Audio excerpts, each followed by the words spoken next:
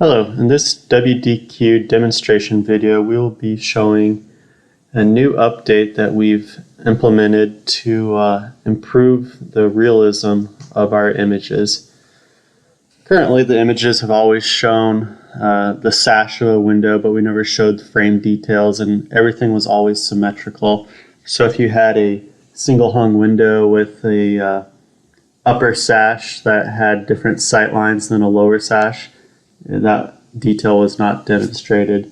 Or if you had a French door with an 11-inch bottom rail and 4.5-inch stiles and top rail, it would only show a symmetrical rail detail around the perimeter of the door. So with this update that we are uploading to sites currently, you will now see more realistic images. Alright, so I will demonstrate the update under Setup, Products, Series. We will open up one of the windows. So first one we'll look at is like a casement window. So previously there was always a profile height box, and that was the profile height that was used for the overall image for the sash. Now we are separating it out by frame and sash. So here we have bottom or sill, and then here we have sides and top of the frame. So this is the visible frame part from the exterior of the window for the frame, and then we have the sash. So that's from the visible edge of the sash to the top edge, or the visible edge of the frame to the visible top edge of the sash right here. So we click Save and Close. I'm going to go ahead and open up a quote that we can use to view some of these changes. So here is a casement window that we'll create.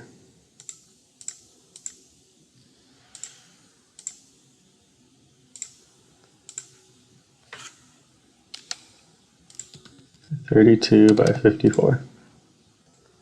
I'll click Save.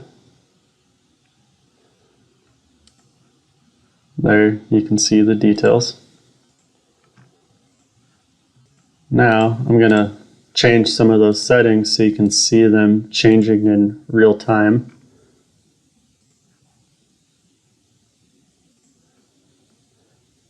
So let's make the bottom rail of the sash say 4 inches.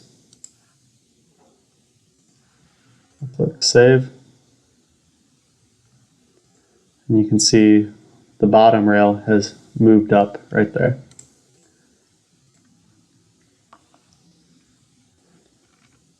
Now let's go to, say, an XOX window. I think I have one right here. This is a quarter, half quarter.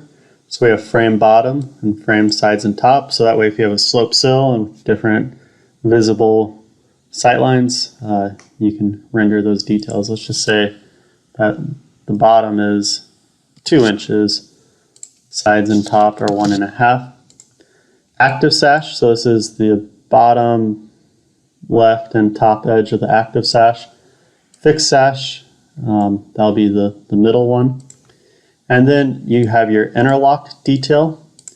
And now for companies that use a meeting rail, you would set that to yes. That's where you're just using meeting rail and glazing stops for the fixed sash. Or if you're just doing another sash, you can set meeting rail to no. So I'll demonstrate the two differences. So we'll set it to yes right here.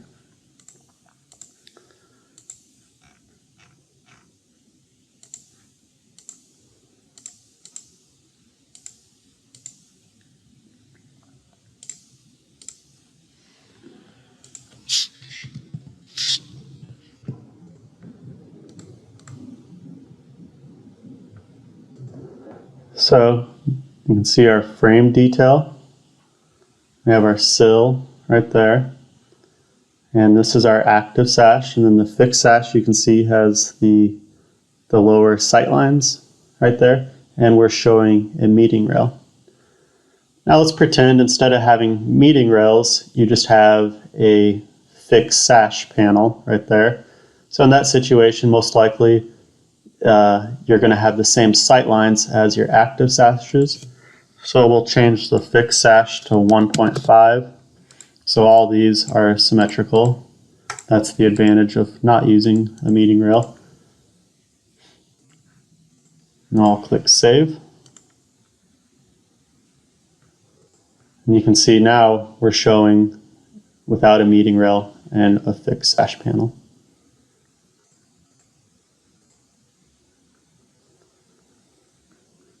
Here's some other examples, like here's a sliding patio door. I wanted to demonstrate how we're showing the sill detail with this little black line. So we're separating the jamb from the sill.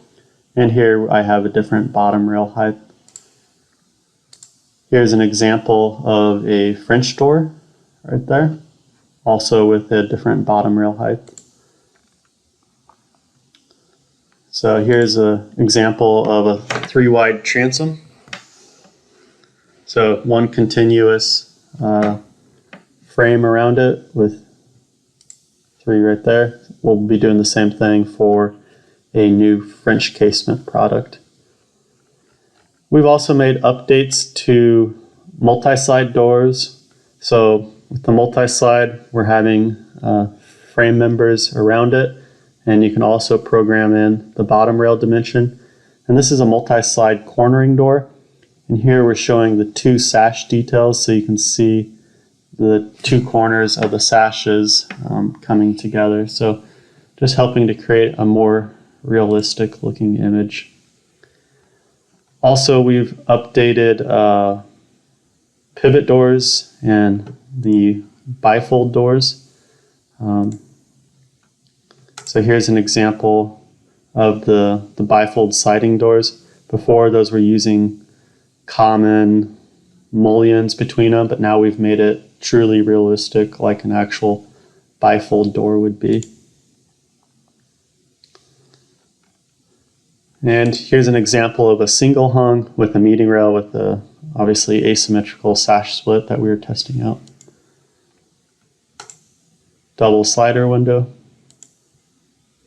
So as this update is uploaded, when you save an image, you're going to get a single black pixel line for it.